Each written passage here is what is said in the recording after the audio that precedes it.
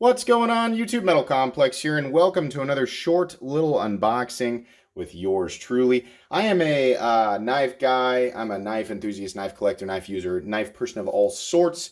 I upload daily. I like to do knife reviews, knife overviews, unboxings, such as the one you're about to witness here. I also like to do discussion videos and sometimes controversial topics and things like that.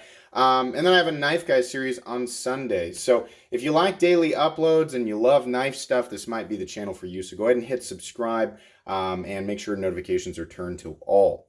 I also like to do giveaways, and speaking of giveaways, I do have this beautiful ProTech Mordax button lock to give away the moment that I hit 60 patrons. We're currently at 50. If you'd like to help me reach this goal, you can follow the link in the description down to my Patreon.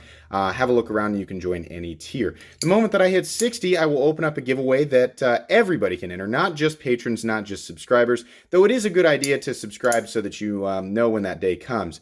If you join the $3 tier or higher, you automatically get a sticker. Those are also available for individual sale. If you want to contact me, you can find my email address in the link, or I'm sorry, in the description.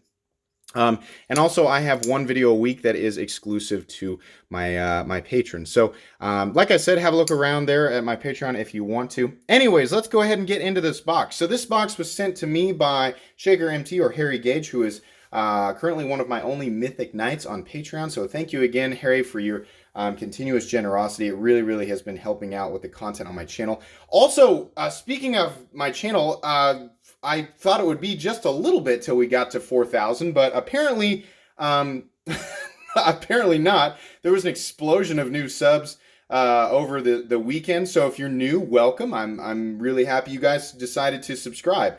I'm not sure exactly what I'm going to do for the 4,000 mark. I've got a couple of ideas. Chances are whatever it is going to be this weekend. So stay tuned. And if you're not subbed and you want to find out, then sub, because it'll be something fun. Anyways, let's go ahead and get into this box here. As usual, I cannot remember what Harry sent to me. I can never remember exactly what's being sent to me at all. So, you know, let's just, I guess we'll just kind of get into it here. I usually remember as, what do we have here? We have some fixed blades. Oh, man. Okay, I briefly remember Harry discussing this with me, briefly. Oh, man. Okay, so I don't normally review fixed blades, so this is interesting to me, and I feel like this will be interesting to some people.